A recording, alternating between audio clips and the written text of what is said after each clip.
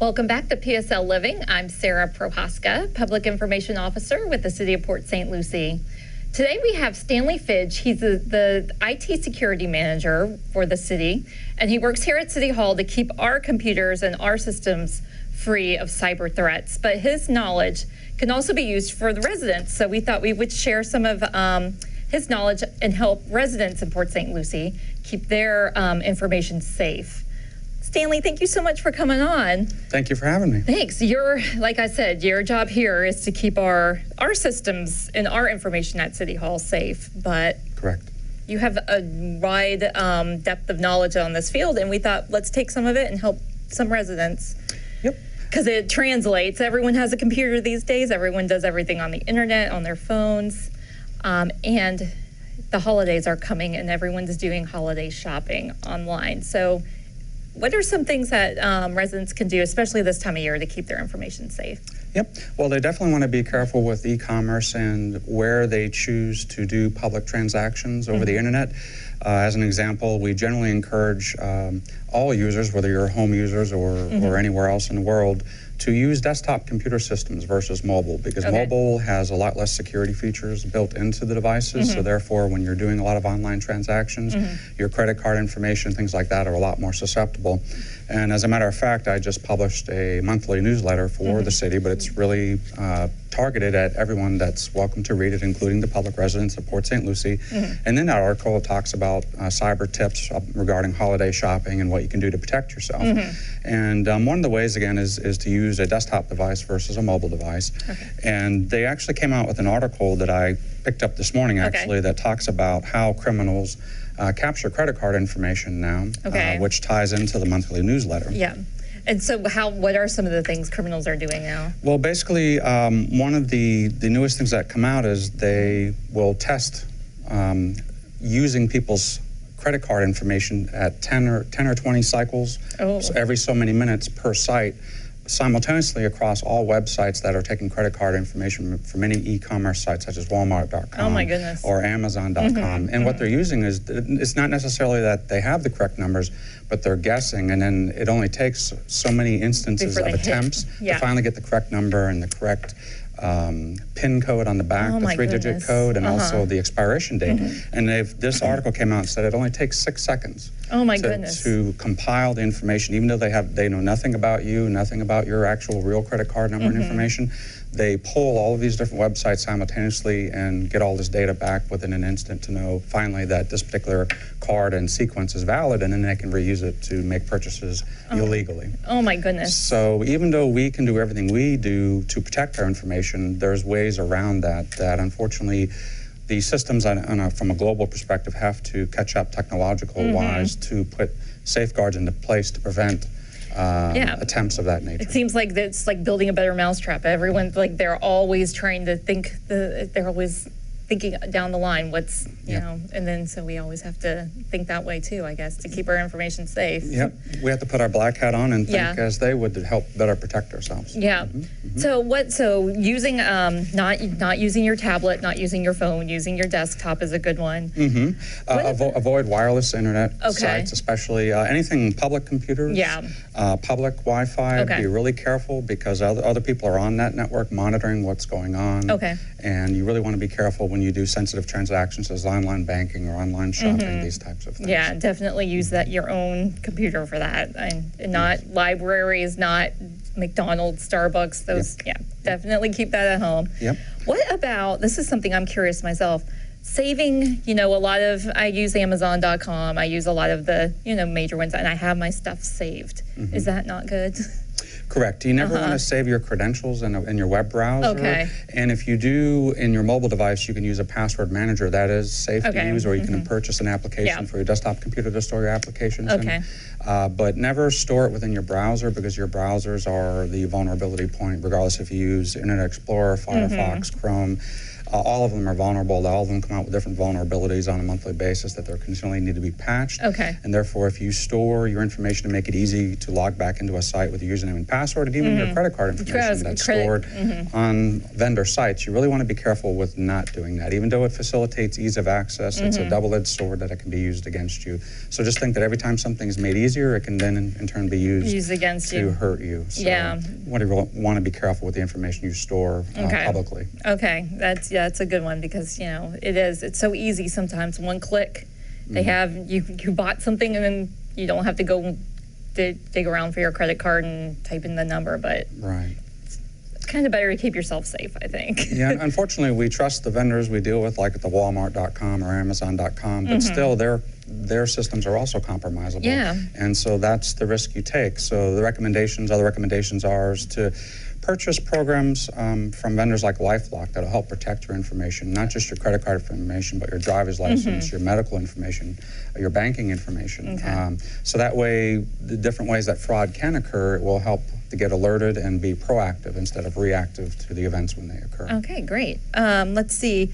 And also pay with one credit card, to try not to spread it out. That's a good tip. Right, and that credit card should be from a bank, a separate banking institution and a separate account that you only use for online transactions, and you never hold any real money in there in the account until you really know that you're going to, and then do a transfer to that account when you know you're going to do a transaction. And try to leave it at 1 penny.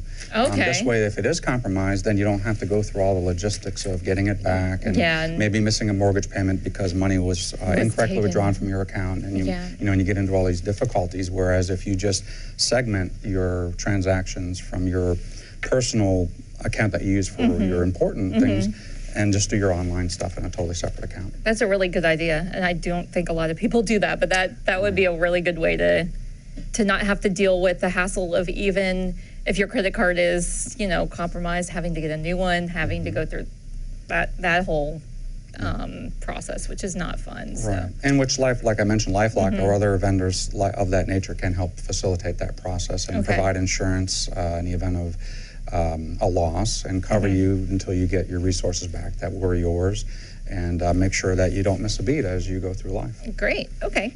Let's see. Any other good ones on here? Strong passwords. What is a strong password in your world? Yeah, today unfortunately, that's an interesting concept. Unfortunately, we're stuck with legacy passwords and usernames because it's an inexpensive way to authenticate the systems. Doesn't mean it's a secure way. So since we're stuck with that type of technology versus biometrics or other things that are slowly coming online but are much more costly, so it takes time to integrate it into the system and also to train everybody to become used to doing higher levels of authentication to systems. The standard today is 15 characters at a minimum. And usually you want to consist of letters, at least one uppercase letter and a series of letters, numbers, and a special character. And what I teach people at the city, because we're implementing the same strong password policy, is that use what's called a passphrase. So that's something that you intimately know, such as a title of a book or a lyric in a song. And you take that entire phrase and type that in as your password with a series of uppercase letters, lowercase letters, and then you just add a number and a special character or more.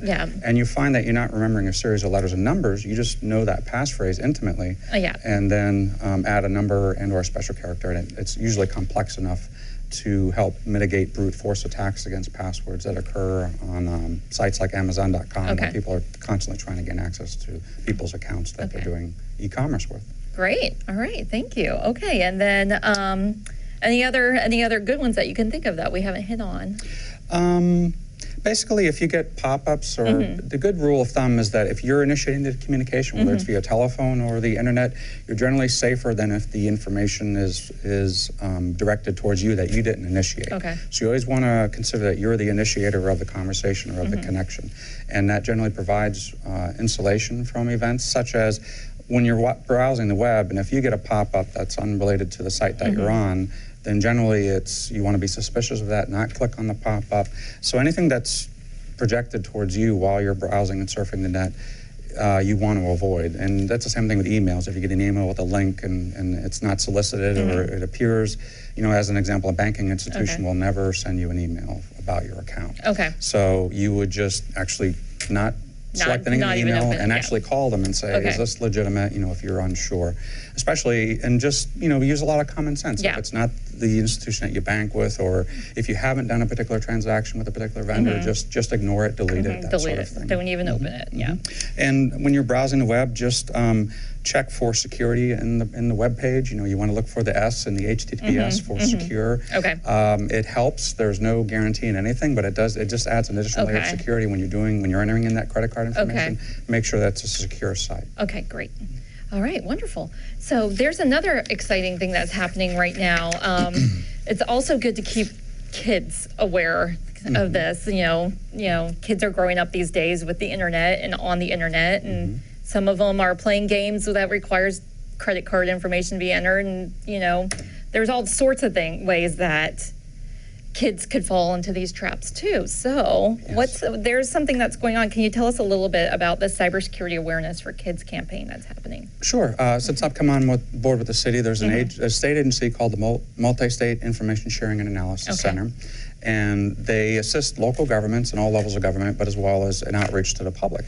And one of the ways they do that is they have an annual contest in which they ask students from across the country, all the 50 states, to submit drawings of information related to cybersecurity. Okay. And that way, what they will do then is grade and evaluate those submissions, and then choose the best to be published in an annual calendar that is all cybersecurity centric, so that throughout the course of the year, there's various events such as Patch Management Tuesday from Microsoft, or different things going on during the course of a year. And as an example, they do it in October, which October is National Cybersecurity Awareness Month. So every October, that's when the information is published from the prior year, so that when children from across the nation submit these drawings in relation to cybersecurity, they'll pick the best ones and publish them in a series of posters and in a calendar that is published every year. And we posted here at the city for the first time this year in participating in the Cybersecurity Awareness Month for the month of October. So we encourage students to go online to www.msisac.org.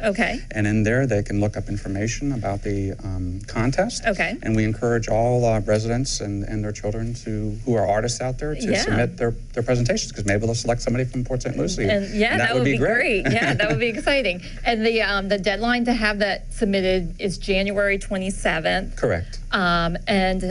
We will get some information also onto www.cityofpsl.com about this too. And that just kind of leads me into something else we're going to be doing with you throughout this year, Stanley. We're going to be doing kind of a cybersecurity social media campaign, because this information is so important. And there are so many different tips. So we're thinking each month we'll have Stanley give us some tips for the City of Port St. Lucie's Facebook page and Twitter page, where we'll share it. And we'll do a social media campaign about keeping us cyber safe in PSL.